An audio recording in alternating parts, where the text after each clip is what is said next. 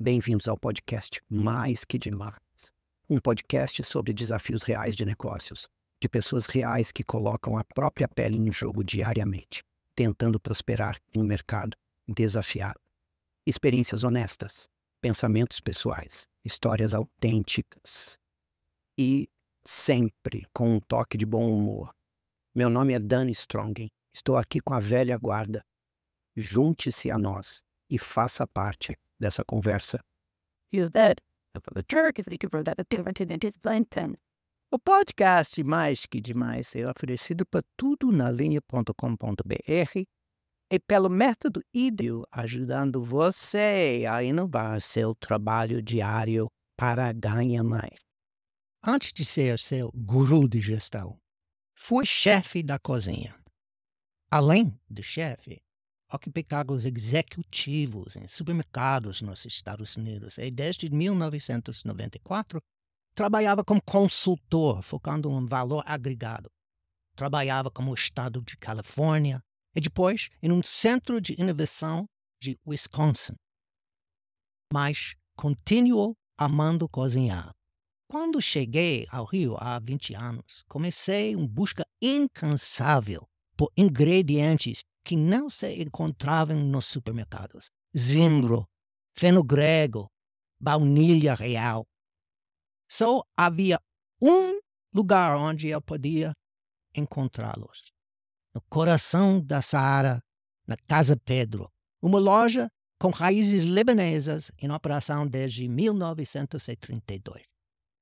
Imagine, em atividade desde 1932. Praticamente um século. É raro. Estudos mostram que apenas 30% de negócios duram mais de 10 anos. Apenas 0,01% sobreviveram até 100. De quase 14,5 milhões de empresas no Brasil, somente 190 têm mais de 100 anos. 190 de 14,5 milhões. Na época da minha chegada no Brasil, Casa Pedro era uma viagem no tempo, um lugar onde os ingredientes exóticos viviam. No entanto, alguns anos atrás, algo mudou. Uma nova Casa Pedro surgiu perto de onde eu moro. E quando entrei, senti a transformação, o brilho, a energia. A linha de produtos tinha evoluído, mais moderno, mais nutritiva. Era como se um feitiço tivesse sido lançado, preservando o coração e a alma de Casa Pedro, enquanto se modernizava para um novo público. Reinventada, mas fiel às suas raízes. Reinventada, mas fiel às suas raízes. Reinventada, sem reinventando. Muitas empresas familiares se expandem, mas acabam perdendo a essência. Casa Pedro evoluiu sem se perder. Agora é Casas Pedro. E hoje temos o prazer de receber o homem por trás dessa transformação aqui no Mais Que Demais. Bem-vindo, Felipe Mussalem. Obrigado, Dan. É um grande prazer estar aqui com você. Agradeço pela sua excelente introdução. Fiquei emocionada. Eu sou a terceira geração da Casas Pedro, mas meu pai ele tem muita característica de segunda geração. Eu sou o primogênito de uma família árabe, meu pai também é primogênito, então a gente tem muito essa questão de sucessão do negócio. E meu pai, muito próximo e me cobrando muito, me deu uma certa liberdade. Ele sabia muito da minha vontade de crescer, de fazer uma empresa realmente sólida, que fizesse uma história diferente no Rio. E ele, de alguma forma, tentava entender, perguntar, mas nunca me impedir, né? Às vezes até me frear um pouco, mas nunca me impediu de fazer o que eu sempre tive o sonho de fazer. E aí a gente foi crescendo gradualmente e hoje conseguimos realizar bastante coisa no Rio, né? E teve momentos de dúvida? Se disser que não teve nenhum momento de dúvida, é mentira, né. Assim, claro que a família se preocupa, a família, acha que, quanto maior, maior o tombo, que está tomando muito risco, mas o meu pai e eu, com o amor que a gente tinha ao negócio, que a gente tem ao negócio, era infreável a nossa vontade de crescer, né. Então a família Uhum. respeitou isso e a gente conseguiu, equalizar de forma que, o medo fosse vencido. Felipe, você pode nos contar quando percebem que era hora de modernizar as casas Pedro? A modernização da Casas Pedro, ela veio junto com a expansão no Rio. E a modernização, ela se deu em vários pontos da loja. Então na loja, que é onde o cliente, todo o povo vê, é o layout de loja. Os produtos não eram mais expostos em sacarias ou acrílico, mas eram expostos em dispensers de policarbonato, onde você preserva o produto isoladamente, o respeito ao PEPS, né, o primeiro que entra, o primeiro que sai, mantendo o produto sempre fresco. Você tem uma mudança de layout de loja com acabamentos mais, sofisticados. Você tem, mudança de logomarca, mudança de lettering, você tem, uma equipe de nutricionista na loja trazendo informação de produto, uma preservação de segurança alimentar. Então foi uma mudança em todos os âmbitos da empresa e se deu junto com a expansão, né. Elas vieram juntos, o Uhum. crescimento, vamos dizer, horizontal, no Rio de Janeiro, e o crescimento vertical, de organização, de layout, de exposição de produtos, de time. Então foi uma modernização em todas as áreas da empresa, né, sem perder a essência, né, sem perder as qualidades que a gente tinha no Saara. E isso foi iniciado por você ou por família? Você tinha uma discussões na casa de seu pai? O que foi a coisa que inspirou vocês de fazer essa modernização?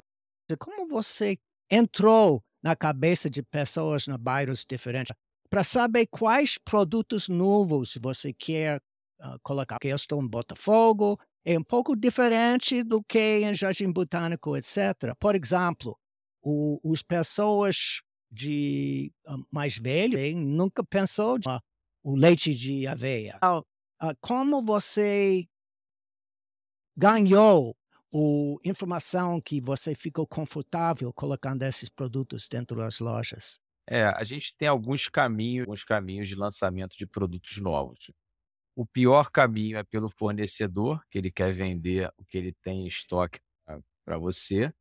E o melhor caminho é pelo gerente de loja, pelo time de loja, que ouve o cliente e traz para a gente, né.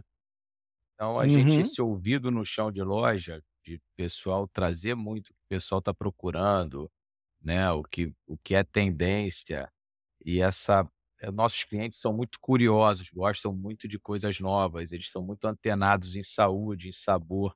Então eles muitas vezes vão na Casa Pedro perguntar: "Tem algum produto que a gente, por exemplo, nunca tinha ouvido falar?", né.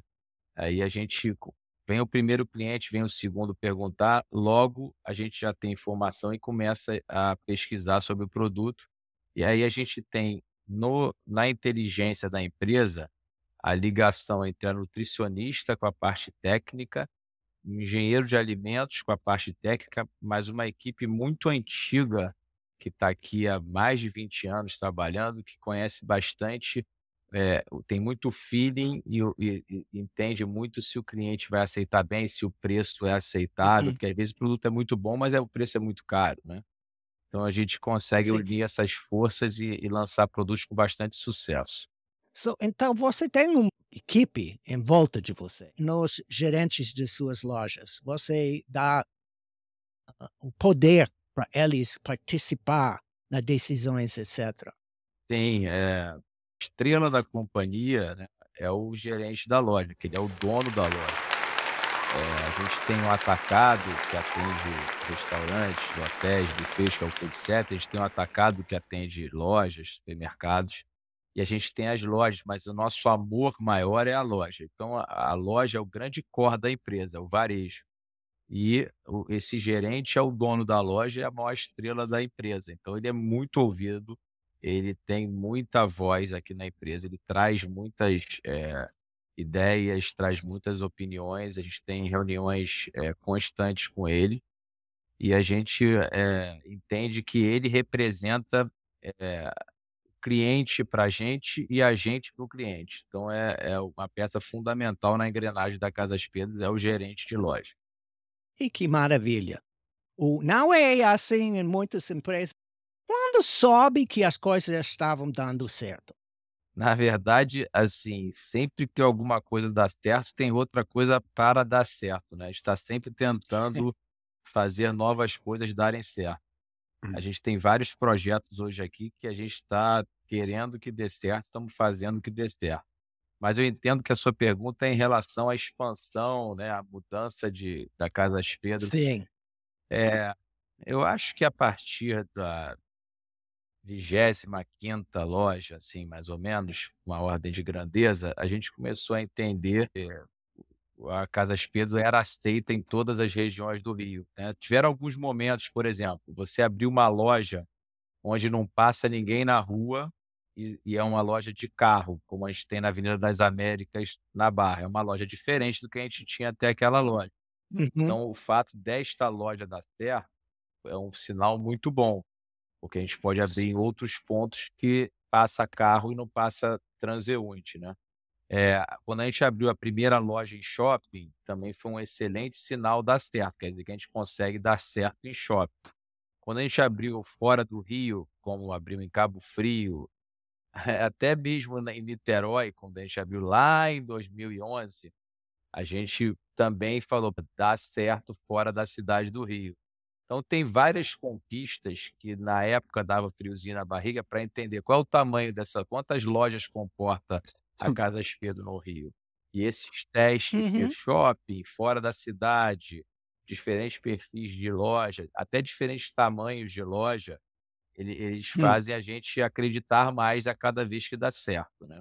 Eu estava parte de uma empresa que estava expandindo também, e que foi um supermercado de gregos, que começou como Casa Pedro, praticamente na rua, vendendo legumes e frutas, mas virou o ponto para coisas gourmet. Mas eles tinham alguns problemas, e no fim eles perderam negócios. Eu já estava fora da empresa para muitos anos quando aconteceu. O maior problema que eles enfrentavam era que, no abrir novas lojas, o talento da equipe original se diluía. Sempre que mandavam alguém para nova unidade, essa pessoa não tinha o mesmo rendimento e a loja antiga também ficava mais fraca. Como você resolveu esse quebra-cabeça? Atrair pessoas boas, primeiro de tudo, ela tem que acreditar no projeto que a empresa tem, né. Acreditar que ela vai crescer, que o projeto é legal, que a empresa tem um plano legal, que é uma empresa do bem. Nenhuma pessoa boa trabalha numa empresa ruim ou com uma empresa com propósito ruim. Então a primeira coisa é a Casas Pedro, eu tenho certeza que ela tem uma fama e as pessoas que vêm trabalhar aqui sabem que é uma empresa séria, com uma gestão muito boa, muito profissional e um projeto muito legal. Uhum. Uma vez você atraiu, recrutou certo essa pessoa, existe o dia a dia e a maneira de lidar com ela, né. O maior inimigo que você pode ter, né, nessa nessa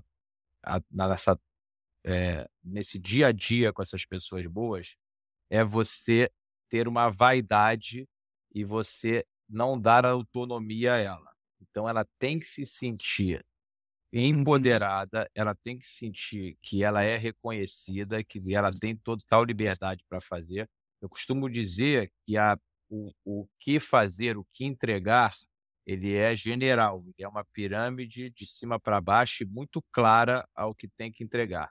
Mas o como é uma pirâmide invertida muito autônoma. Então, a pessoa que entra aqui, ela tem um projeto muito bacana, ela tem o que entregar muito claro, e ela tem uma autonomia e uma liberdade muito alta.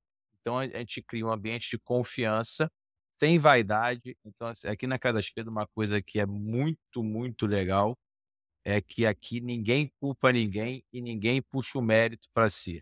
Então é uma empresa muito Ih, horizontal e que todo mundo tem seu espaço e se sente bem ambientado.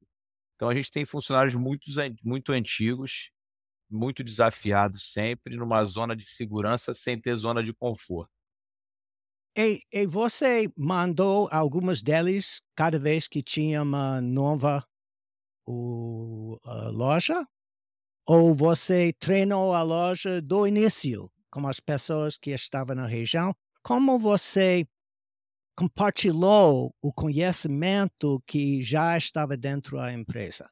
É, a gente até 2018, a gente só promovia gerente de dentro da Casas Pedro, né.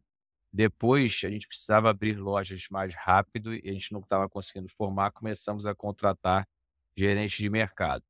O treinamento aqui na Casas Pedro, ele é um ritual muito, eh, é uma liturgia que a gente faz bastante. Aqui na tem uma sala, um auditório de aprendizado aqui na em São Cristóvão, que toda manhã tem treinamento, seja para time, seja para gerência, seja para equipe de escritório, para equipe do centro de distribuição. Todo dia tem treinamento aqui. Fora isso, no ambiente lá de loja, eles são muito bem recebidos e os antigos treinam muito bem, recebem muito bem esse pessoal novo. Então é um Uhum. ambiente muito de troca de conhecimento, um passa para o outro, não tem como é uma empresa que cresce, você não compete. Então, um quer ajudar o outro, porque é melhor que seja promovido de dentro de casa do que ser contratado de fora. Então todo mundo quer que o colega seja promovido, né. Então não há um ambiente de Uhum. competição, há um ambiente de colaboração. E parece, desde vocês tinham tantos anos de sucesso, negócios, que é mesmo dentro da família também, essa ideia de dar chances para pessoas.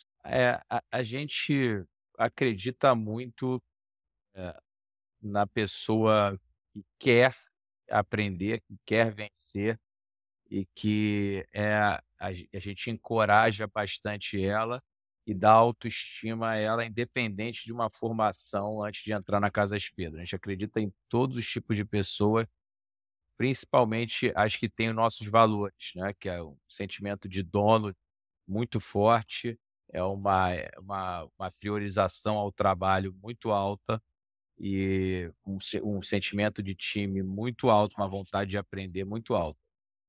Esse pessoal mais simples, às vezes não teve uma formação, que muitas redes de varejo não aceitam para gerente, não deixam fazer plano de carreira por falta de formação, eles podem demorar um pouco mais a aprender, mas uma vez que aprendem, eles são muito mais leais, é muito mais difícil sair da empresa e são muito mais dedicados a dar certo, né. Então, Uhum. a gente consegue dar certo nesse plano de carreira com pessoas muito simples, mas muito trabalhadoras e que têm na sua loja um sentimento de dono acima, por exemplo, do franqueado que bota o dinheiro dele lá, né. Uhum. E dentro dessas aulas que você está dando, treinamentos que você está dando o tempo inteiro. O treinamento de trabalho, você passar processos, coisas da empresa, toda empresa faz, né. O mais difícil é você ter uma rotina e uma cultura de aprendizado geral, não é nem fora do nosso ramo não, mas, por exemplo, aqui na Casas Pedro a gente tem muita aula de livro, certo? Alguém que lê um livro, achou legal e passa a aula do livro, é como se fosse um resumo de livro. A gente faz um resumo de livro ou manda eles lerem o livro ou mesmo ouvir o resumo do livro, e a gente vem para a aula e fica debatendo sobre o livro. A gente traz também casos de empresas reais, assim como tem em Harvard e nas melhores escolas de gestão do mundo, a gente traz casos reais e traz dilemas que fazem a pessoa aprender se divertindo em cima de casos reais de empresa, né. Enfim, Uhum. a gente tenta fazer com que essas aulas sejam variadas e não só focadas em treinamento da Casa Espelho. Tem também o treinamento Casa Espelho, tem também as coisas de varejo, mas tem coisas fora da casinha ali que faz a pessoa ampliar o horizonte, abrir a mente e realmente ser um Hum. aprendiz, gostar de aprender coisas diversas. Excelente. O meu genro falou uma vez para mim, ele é professor aqui, que se você quer para pessoas respeitar você, respeita eles primeiro. E parece que você tem muito respeito para pessoas que trabalhar para você. Sim. É, E não, com certeza. então, qual seria um, 2, 3 conselhos que você pode compartilhar de pessoas escutando que também quer ter uma empresa que pode ficar relevante para 92 anos? É, é, eu acho que antes disso, eu acho que tem ramos mais difíceis de durar 100 anos, né. Mas eu acho que o ramo de alimentos, ele é um ramo menos difícil de durar 100 anos. O ramo de moda, por exemplo, eu acho difícil que novas gerações vistam o que a mãe vestia, por exemplo. Mas partindo do princípio que é um ramo que possa atravessar 100 anos, eu acho que, primeiro de tudo, é você ter uma cultura e um respeito à sua história que faça você entender que, na sua história tem muitas respostas às suas dúvidas, né. Então eu quando olho para a história da empresa, para a história do meu pai, do meu avô, eu sei muitas respostas que eu tenho que respeitar, eu jamais posso confrontá-las. Então a essência está na primeira e na segunda geração, né. Quando você chega na terceira geração, eu acho que o amor ao negócio e a vontade de construir e a certeza de que nada está garantido, que você pode ter friozinho na barriga de que vai faltar, eu acho muito importante na terceira geração. Então, a terceira geração que recebe tudo de mão beijada, ela geralmente não segue o negócio, são chamados herdeiros, né? Uhum, Então, a terceira uhum, geração tem um papel muito de expansão com preservação da essência do negócio. Então, hum, respeitando a essência e as raízes da primeira e segunda geração, e tendo o friozinho na barriga e a vontade de crescer da terceira geração, você entra no momento da empresa que ela é maior que a família, né. Então você tem que proteger a empresa sempre, a empresa é maior que a família, você tem que, abrir espaço para novos talentos, para novas pessoas de fora, pra uma estrutura mais profissional, para uma estrutura de governança maior e entender que a empresa vira maior do que você e que você não pode freá-la. Você tem que, acompanhar esse crescimento, sempre procurar acompanhar o crescimento da empresa para você não ficar para trás e entender que vão ter outras estrelas além da família que vão levar essa empresa para o outro patamar. Então são fases diferentes, eh, nesses 100 anos, que tem que ser cumprido, mas antes de dar certo com 100 anos, é melhor dar certo com 10, 20, 30, 40. Quando chegar em 90, 80, pensa nos 100, porque é uma longa estrada de fato. O próximo segmento é apresentado a você por o método IDW Oficina de Ganho Rápido. Nem toda inovação precisa ser disruptiva. Muitas das inovações mais vantajosas e lucrativas são modificações simples, que têm impacto significativo em seus ganhos. Mudanças sutis podem fazer toda a diferença nos negócios. São essas inovações no nosso cotidiano que celebramos em nossos workshops IDW. Para obter mais informações, envie um e-mail para o dan@gestão.guru. mas nesse ponto vamos mudar para um outro assunto. E o assunto é escolhas. As escolhas que funcionam. E eu acho que normalmente nós não queremos lembrar. Por favor, compartilhar uma história de sucesso, um momento em que você tirou na mosca. O momento que eu atirei na mosca, uma história de sucesso? O momento que eu escolhi meus sócios, o momento que eu escolhi os meus líderes, o momento também que eu escolhi tirar o líder errado, né? Eu acho que eu fui iluminado em estar cercado de gente boa e conseguir atrair gente boa. Então eu tenho vários momentos que eu consegui escolher a pessoa certa e tirar a pessoa errada. E agora vamos mudar o trem. A maioria dos podcasts de negócios fala apenas sobre nossos sucessos. E isso é bom, mas não mais que demais. Aqui não tem medo de falhar. Pensa que quando você falhar, você aprender. Para a maioria de nós existem coisas que tentamos e que não funcionam. Algumas deles dolorosos no momento, mas que, com o tempo, se tornam menos dolorosos, até que, olhando para trás, temos que nos perguntar o que eu estava pensando.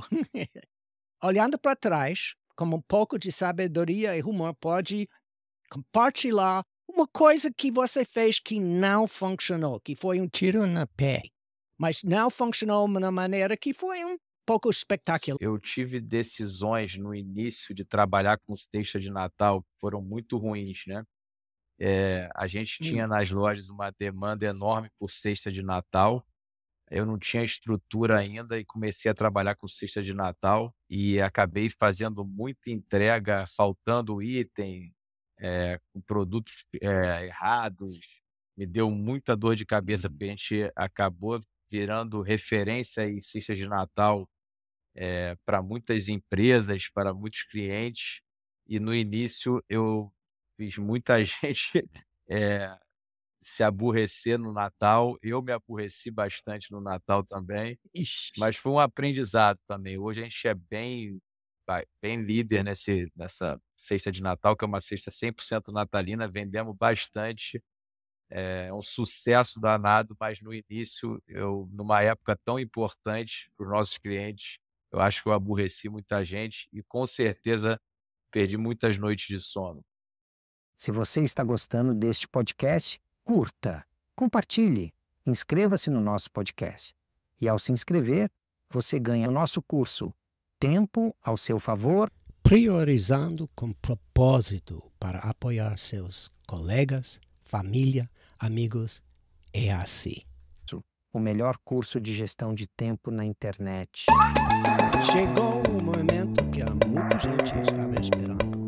A entrada da velha guarda. Você conhece o conceito de velha guarda, que é na escola de samba, trazendo a sabedoria de quem já trilhou o caminho. Eles fazem a ponte entre o que passou e o que está por vir, para que o ritmo de ganhos aprofunde e a dança dos negócios nunca perca o compasso. Temos o grande Leonardo Mataraia, mestre em inteligência artificial e campeão de vendas, e temos Telmo Azambuja, pioneiro de ISO 9000 no Brasil, nossa guru de qualidade internacional, o Dan Strong, guru de gestão, e como Rodrigo Castro do Dubai, o rei do robôs, specialist em inovação, e o grande Rafael Pinto, especialista em soft skills e comunicação, ambos que infelizmente não podem ficar com nós hoje. Somos a velha guarda do método IDW. E, além das perguntas para Felipe, vamos discutir como lucrar quando os custos sobem e as margens caem. Então, Leonardo, você quer começar com algumas perguntas? Perfeito, Dan. Estou à disposição aqui. Ô, Felipe, eu agradeço você compartilhando a tua história. Eu vou comentar um pouquinho da Casas Pedro, porque a gente atinge nacionalmente. Eu estou aqui no interior de São Paulo. Então, a Casas Pedro realmente é uma referência no Rio. Não tem como ir no Rio sem frequentar a Casas Pedro. Já tive o prazer de estar em alguma das lojas. Vocês estão, acho que, em torno de 80 lojas, né? E o que qualifica e diferencia vocês é a qualidade dos produtos, preço e o frescor dos produtos que vocês trabalham, né? Agora, o que acontece? Nós temos vários empresários que possuem pequenos empórios e qual que é a maior dificuldade e o maior custo dele? É manter o estoque, aquele estoque vendável, aquele estoque que tem um ciclo de vendas curto, que tem um fluxo bom e o estoque que respeita a curva ABC. Como você faz para controlar esse estoque, sendo que você tem essa vasta gama de produtos, esse mix de produtos, mais de 2.000 produtos, e até que ponto essa expansão para atingir em torno de 80 lojas aí, ele afetou teu fluxo de caixa? Como que você fez essa gestão, Felipe? Caramba, Léo, esse teu tema é o tema central da expansão, né? É o tema que fez a diferença na Casa das Pedras e sem ele, talvez a gente tivesse quebrado. Você imagina que o problema desses empórios é ainda maior na Casa das Pedras, porque quando você trabalha com produtos a granel, o granel ele tem como característica menos conservante, menos química e, por consequência, menos duração do produto. Então, além desse superestocamento do empate de dinheiro, que afeta tanto o fluxo de caixa, que é necessário para a expansão, você tem a perda do produto, que ela o ciclo de vida do produto ele é muito menor do que um produto industrializado empacotado, né?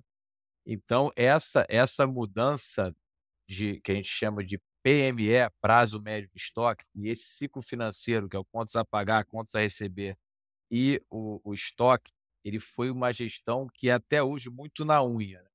Então, para você ter uma ideia, a gente tem um centro de distribuição que abastece todas as lojas, todos os produtos, com exceção do pão árabe e do salgado, chegam nesse centro de distribuição, que é aqui em São Cristóvão, onde eu estou, e a gente tem aqui, de prazo médio de estoque, 20 a 25 dias é o que a gente aceita, tá?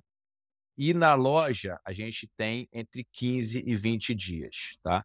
E isso é medido constantemente.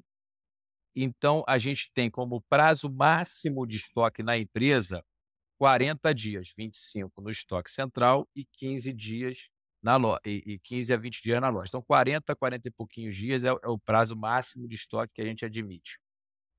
Os gerentes supervisores, eles são muito medidos, não só por prazo médio de estoque, como por perda, né? Então, esse estoque na loja, ele é praticamente a loja cheia e a curva no estoque para repor ali, porque a gente abastece a loja 2, 3 vezes por dia. Então, o prazo médio de estoque, ou seja, a quantidade que se tem no estoque, é um pilar super importante para a Casa de Pedro. Segundo pilar, prazo médio de pagamento, né? Como chegar para esse fornecedor que, quando a gente era pequeno e não expandia, pagava à vista para ter desconto, a gente conseguir expandir o prazo para 60 dias, que era a nossa meta, né? Como a gente chegar para exportadores na China, no Sri Lanka, nos Estados Unidos, no Canadá, na Noruega e conseguir prazo com eles. Então, foi outra guerra que a gente tentou e teve que conseguir brigar ali, foi expandir o prazo médio de pagamento. O prazo médio de recebimento, que era outro tripé dessa equação do ciclo financeiro, ele é mais difícil, porque você tem o cliente que ele tem total livre-arbítrio de pagar no crédito, no débito e às vezes até parcelar em 2, 3 vezes a compra, que é uma cultura brasileira, né? Então, a gente principalmente fez a gestão de prazo médio de estoque, prazo médio de pagamento e de perda, que aí gerou caixa na empresa para a gente conseguir ir para a expansão, né? Mas foi uma gestão muito na unha disso. A gente olha muito isso até hoje. Uhum. Perfeito, E Felipe. Agradeço aí compartilhando. Vai ajudar muitos empresários aí, porque realmente é um gargalo e é isso aí. Às vezes a venda é grande, mas descapitaliza porque ele está comprando um mix errado e não está sabendo administrar. E a perda é um item que você falou que é crucial, né? Porque a vida útil do produto é pequena, né? Pouca. é, E se comprar muito, vence. perfeito. E não, mesmo que não vença, você fica empatando esse dinheiro por muito tempo no estoque. Você pode comprar o utensílio lá, uma coisa Uhum. que não vence, mas se você tem aquilo muito tempo no estoque, você perde a Bravo. oportunidade você perde a oportunidade de, usar esse dinheiro para abrir outra loja, usar esse dinheiro para investir em outra coisa, né. Eh, É, é chocante o número de pessoas, por exemplo, em lojas que viver para ganhar desconto, sempre pensando sobre o tempo que o produto vai ficar dentro do seu estoque, e eles não podem tocar dinheiro. Se há algo mais importante do que tudo o resto dos negócios é o fluxo de produtos, fluxo de dinheiro, o fluxo de mão de obra, os processos, dinheiro e a velocidade com que eles passam por sua empresa. Então, eles realmente não fazem um cálculo, 10% maravilhoso, quando, na verdade, para justificar amarrar o dinheiro em estoques e a possível perda de oportunidades, eles precisariam de 25%. Então, é muito interessante isso. Obrigado. E outra coisa que ajuda também é você fazer drenagem, melhorar esse mix de produtos, cada vez mais botar produtos que vendem e tirar produtos que não vendem, né? E isso dói nosso coração, porque, por exemplo, a gente tem uma origem oriental, tem muitos produtos árabes, judaicos e do Oriente Médio que não vendem mais tanto, que a gente está começando a tirar do mix para botar coisas mais de produtos naturais, produtos saudáveis, aperitivos que vendem mais.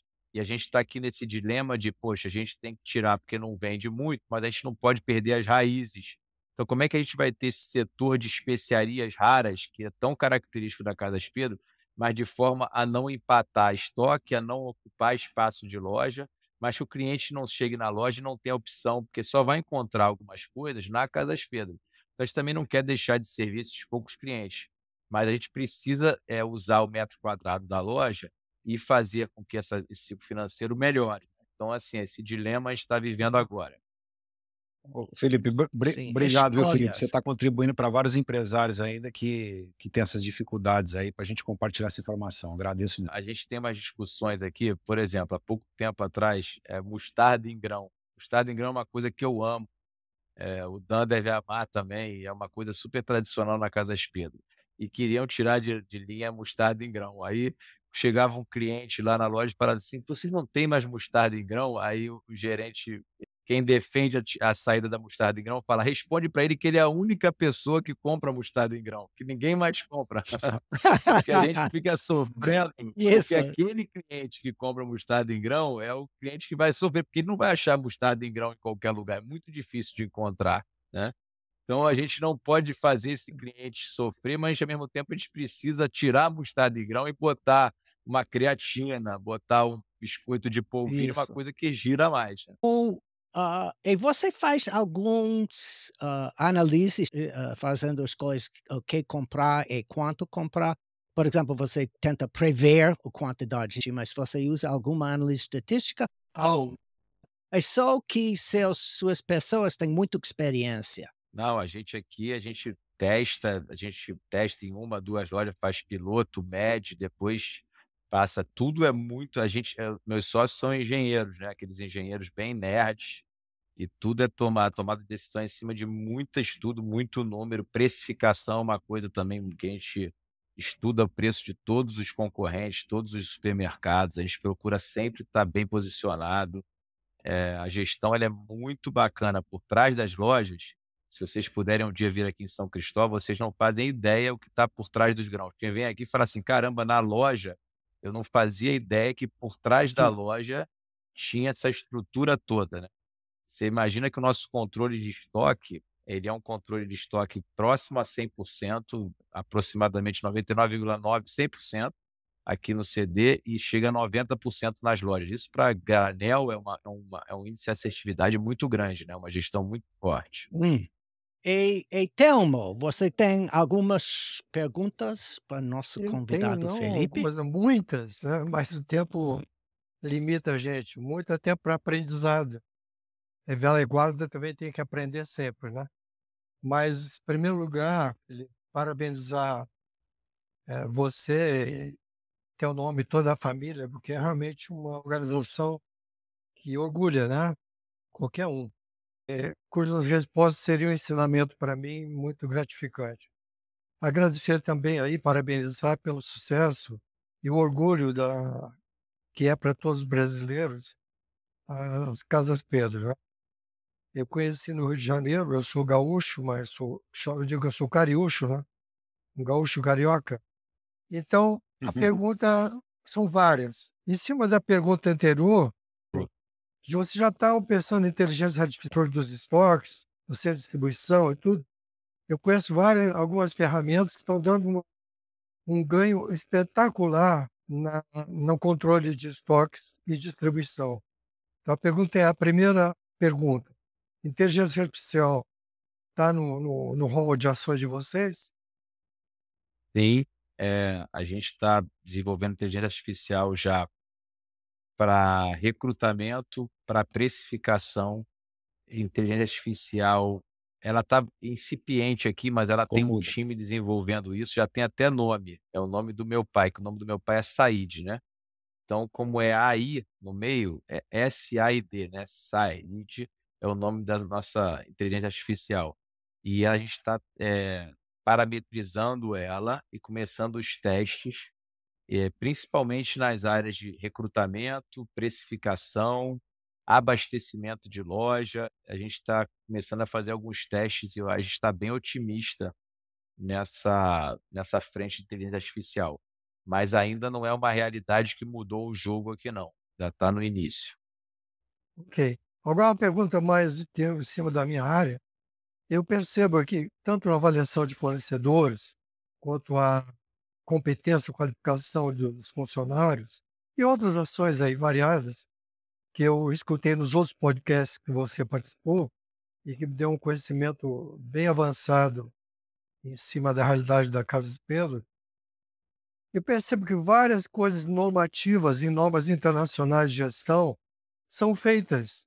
A minha pergunta é a seguinte: você conhece essas normas? Conscientemente você segue essas normas? Por exemplo, tem a ISO 9001, gestão da qualidade, produto e serviço. A ISO 41001, que é Facility Management, que é interessante essa norma. É como prepara a empresa internamente.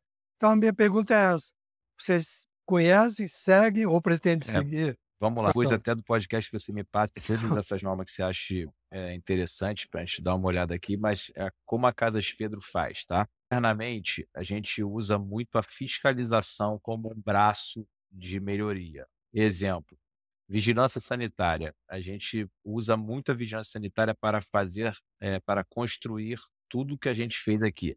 Nosso corte de bacalhau, ele é feito a 4 mãos com a vigilância sanitária e ela traz empresas aqui, manda visitar e cita a gente como modelo para, replicar. Isso em lojas também. A gente então usa muito as fiscalizações. Olha, a gente quer fazer da forma que vocês acham correto e tal.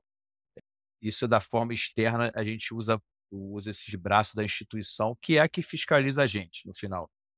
E internamente, a gente tem uma pesquisa de clima que a gente faz trimestral e agora subimos para semestral. Depois de muitas pesquisas trimestrais, ela ficou um pouco repetitiva, a gente botou semestral a partir desse ano agora. E todos os pontos que aparecem lá, eles têm uma equipe de atuação no que aparece lá. Então, essa parte de infraestrutura de loja, de temperatura de loja. No granel, a temperatura de loja ela é muito importante. Então, assim, um dos maiores investimentos que nós temos em infraestrutura é de ar-condicionado, porque a loja é importante estar gelada para o funcionário, para o cliente e para o produto. Então, e a gente tem muita dificuldade em algumas lojas de onde colocar essas máquinas de ar, para não perturbar o vizinho, para não perturbar a galeria, né, não pode botar na fachada. Então a gente tem alguns problemas nesse sentido de estrutura da região, e às vezes tem que mudar o ponto da loja, como aconteceu já em Copacabana, na Barata Ribeiro, a gente mudou para Siqueira Campos, por conta de estrutura de ar-condicionado. Estamos com problema agora na Conde de Bonfim, 12 problema de ar-condicionado, talvez a gente tenha que mudar o ponto. Enfim, eu acho que tudo que vem, o GPTW, né, que é o Great Place to Work, a gente tentou fazer essa pesquisa, mas a gente entendeu que as perguntas não eram muito compreensíveis para o nosso time, a gente adaptou essas perguntas para o nossa realidade e começamos a seguir um GPTW interno e saímos um pouco do externo, da comissão deles mesmo, até porque eles também têm a consultoria, tinham um custo e tal. Mas é sempre bom olhar, a parte externa que acaba melhorando muito a empresa, né? Porque às vezes a gente não está vendo o que o mercado tem de coisas melhores para trazer. Eu queria até que você compartilhasse isso melhor comigo Será um depois, prazer. Theo. É porque dá para perceber que assim, se fosse explodindo as coisas que vocês fazem, acabam cobrindo tudo isso, mas se tivesse a estrutura já pensada por especialistas internacionais, da prática para a teoria, Sim, você veria, pô, falta isso aqui para mim, isso aqui tá ok. Você monta a estrutura do quebra-cabeça todinha.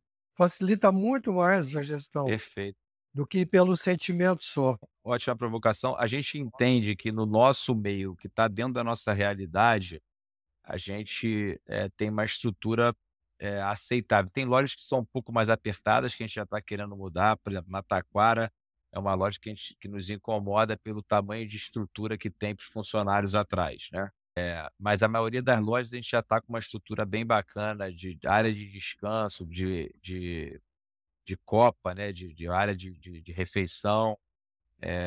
E Uhum. de separação de estoque, mas, a gente talvez não esteja enxergando essa parte de conforto de café, área de meditação, alguma coisa que o mundo atual, com o seu estresse, com o seu burnout e tal, traga que melhore ainda mais o ambiente de trabalho a gente tem que abrir a cabeça para olhar um pouco essa demanda aí, mais E moderna, aí, né. Então, porque estamos chegando no fim do tempo que temos, eu quero um pouquinho falar sobre esse assunto que eu mencionei, que a pessoa pode fazer quando você não pode ganhar o margem que você quer fazer.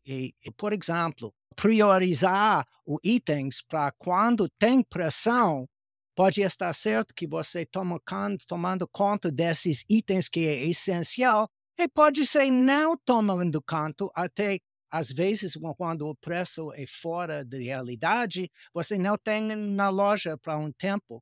Ou se você tenta fazer todo o produto dentro da loja e nunca ter uma falha. Em termos de precificação, a Casa Pedro ela tem 50% mais ou menos de produto importado. O dólar influencia muito na margem da Casa Pedro, né? Então, quando o dólar sobe, a nossa margem achata bastante. A margem de alimentos é uma margem muito achatada e ela não tem flexibilização para você aumentar preço. eh, então, a gente sofre bastante com margem, principalmente quando o dólar sobe muito rápido.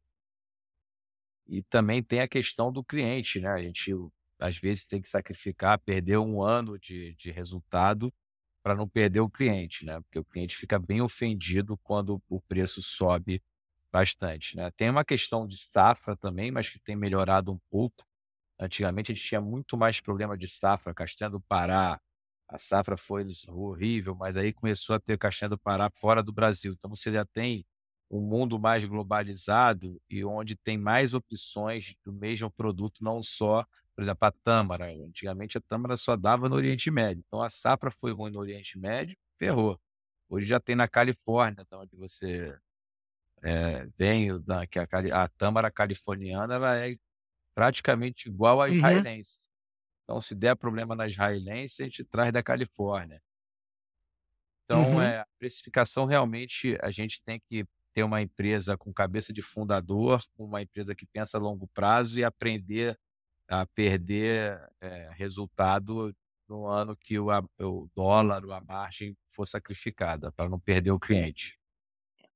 Uhum. E também tem duas outras coisas fora de o custo do produto e margem, que é a velocidade de movimento, o número de vezes que você reposicionar o produto. Então, às vezes, quando você tem um item que subir em custo, você pode comprar menos, mas reposicionar mais rapidamente até esse preço comece a cair, para reagir rapidamente para mudanças. Mas outra coisa que descobrimos que foi muito interessante, que se você olhar para os itens que dá mais ganho para você, não, quando eu falo ganho é o conceito que é muito semelhante ao margem de contribuição em dinheiro Sim, para o sim. contador.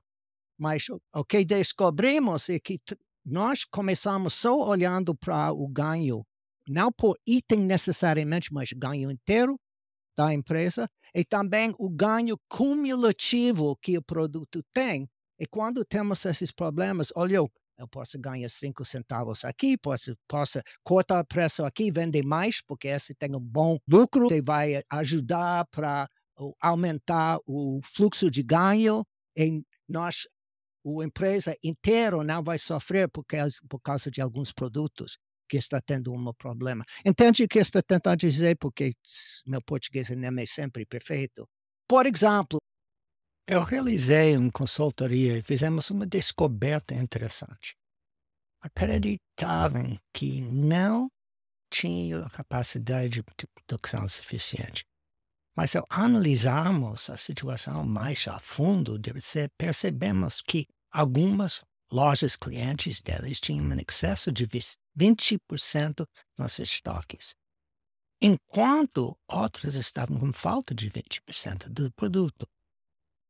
Quando ampliamos a análise para toda a rede, constatamos que havia produto suficiente, mas eles não estavam distribuídos corretamente.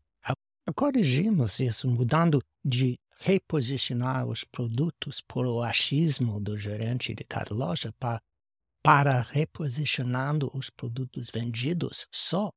Conseguiram não apenas aumentar a produção em 20%, mas também os lucros. Então, você faz alguma análise assim, não só de custo e margem, mas também velocidade e concentração de alguns produtos sobre outros, depende do que está acontecendo com o preço? A gente tem um acompanhamento de estoque e quando tem algum produto com excesso de estoque, que é muito raro hoje, a gente atua preço. O que acontece também é quando você está perto de validade, a gente consegue também ter uma ação para não perder, né? Mas confesso que não é uma cultura da Casa das Pedras isso não, a gente procura ter a quantidade mais adequada e fazer a gestão certa. Já aconteceu há pouco tempo, o último caso que eu lembro era de um chocolate de uma marca suíça, que a gente fez uma compra errada, foi até uma compradora que saiu, e pouco tempo antes dela sair ela fez essa compra errada, e a gente ficou super estocado, e aí a gente fez uma ação nas lojas, não só de precificação, mas também de arrumação, porque muitas vezes se você fizer uma arrumação, se você motivar o time da ponta a oferecer o produto, ele tem saída, né. Então é assim, quando acontece algum erro ou algum excesso de estoque, existe esse tripé de não só de preço, mas de arrumação, exposição do produto e Excelente. também do time da loja estar engajado a botar esse produto para fora. Eventualmente, você pode até mexer com premiação em cima da venda desse produto, né. O fato é que esse produto, que era um produto que a gente não vendia tão bem, né, hoje é um produto que é super, acho que já está em curva A, que são pinguinhos de chocolate da Calibô. Se você for hoje ele aumentou a venda por um erro de compra. E aí a gente deu atenção a ele e viu que ele tinha potencial e vendeu tudo, e hoje ele já vende muito mais do que ele vendia antes do erro. Mas não é só Mas, preço, não é só preço, né. parabéns, você criou uma promoção tipo A, que não só resolveu um problema imediato, mas evoluiu para uma promoção tipo B, algo que poucas empresas conseguem fazer tão bem. Você transformou uma ação corretiva em uma ação de estratégia de crescimento. No meu curso sobre precificação, eu classificar as promoções assim. A promoção reativa, geralmente feita para mover um produto com desconto do fornecedor ou resolver um problema imediato.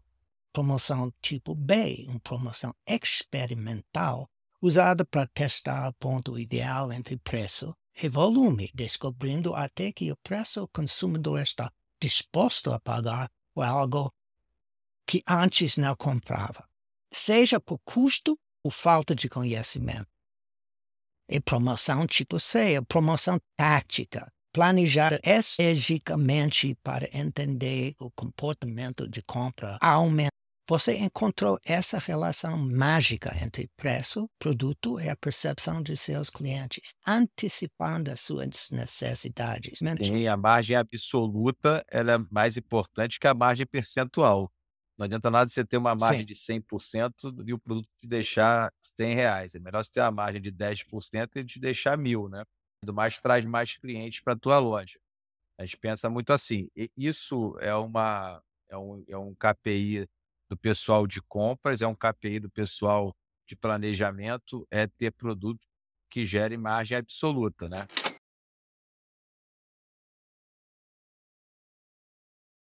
E passou a maior parte da minha vida profissional sob a influência de um grande pensador de gestão, o Dr. Deming. E primeiro vez que eu tinha prazer de escutar de uma pessoa, ele coloca praticamente tudo que foi sugerido por Dr. Deming. E não importa uma gota se é porque ele tinha sido exposto a Dr. Deming ou que se ele encontrou essas ideias, como Platão falou, que ideias estão no ar. É como eu cheguei no fim do uma refeição com muito sabor. Eu vou fazer uma rápida revisão. Ele enfatizou o respeito à história e à essência da empresa, mesmo ao modernizar e abrir novas lojas em diversas regiões e shoppings onde ainda não tinha experiência, mas ele sempre fez isso por experimentação. E cada passo, como se fosse um experimento científico. Ele estudou, olhou, e testou, e aprendeu, e aplicou isso para a próxima. Muita gente neste dia fala sobre empoderamento, mas poucas empresas realmente fazem. O foco no cliente. Outra coisa que é muito fácil dizer, todo mundo fala, mas eles realmente foco no cliente. Ele construiu uma equipe forte, deixa algumas pessoas sair para encontrar outras que tinham mesmo valores do que Casa Pedro. Uma cultura de respeito e de colaboração, em vez de uma cultura de manchetes na parede, e valorizar o aprendizado como zeros, e buscar melhoria contínua deles. Ele enfatizar o controle de estoque para manter o fluxo de caixa, para ter o dinheiro para pagar contas e para expandir. E usa estratégias que estão continuamente evoluindo para evitar tendo capital preso no estoque parado. E tecnologia e inovação, ele abraça a sustentabilidade e faz parte do plano deles. Ele está sempre olhando para o futuro. Que ele mencionou que, por causa de precisando manter a lealdade dos clientes, eles têm produtos que podem levar a uma perda por um tempo, mas precisa investir nisso para manter a base de clientes. E finalmente falou que a empresa é maior que a família. Eles têm a responsabilidade para a empresa ser preservada para o futuro. Dá uma coisa nova para o nosso podcast, que eu vou dar o IDW Escala de Deming. Felipe Casas Pedro, ele tem um propósito claro. Sim. Abre-se para novas ideias. Sim. Construa qualidade desde o início. Sim. Escolha parceiros confiáveis. Sim. Melhore sempre. Sim. Invista em treinamento. Apoie a sua equipe. Criar um ambiente de confiança, eliminando o medo. Promova a colaboração. Seja realista e sincero. Ele evite metas impossíveis de manchetes na parede. Foque em processos, não em números. Sim. Permitir que as pessoas trabalhando podem ter orgulho no trabalho feito. Estimular o aprendizado, sim. Ele participa diretamente, que leva à última. Comprometa-se com a mudança. E sim. Então, no IDW Escala de Deming, ele tem 14, que é a marca mais alta que você pode ter. Vou parar aqui, porque eu preciso organizar meu pedido para Casas Pedro.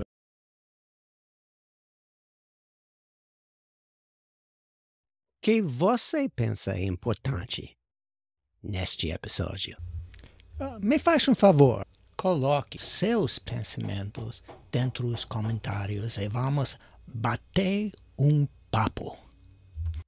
Volta aqui em 2 semanas. Até então, Nunca se contente com menos. Sempre exija mais que demais.